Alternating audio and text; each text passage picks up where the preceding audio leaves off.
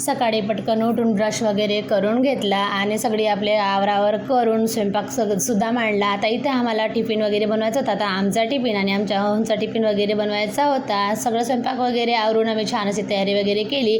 मी जयाताई आणि चुटकी आम्ही तिघींनी छान अशी तयारी केली आणि आमच्या अहोंनी आम्हाला बसस्टॉपवर नेऊन दिला आणि बसस्टॉपमध्ये गेल्याच्यानंतर आमची बस वगैरे लागायची होती म्हणून आम्ही तिथं वाट पाहत बसलो। मग थोड्या वेळानेच आमची बस वगैरे लागली तेव्हा आमच्या जीवात जीव आला। आता एवढा खूप लांब दूरचा प्रवास होता त्याच्यामुळे असं वाटत होतं की हा प्रवास कसा होईल, कारण बसमध्ये आम्ही पहिल्यांदाच प्रवास करत आहे। कारण प्रवास करताना आम्हाला उलट्या मळमळ हे असं चालूच राहते।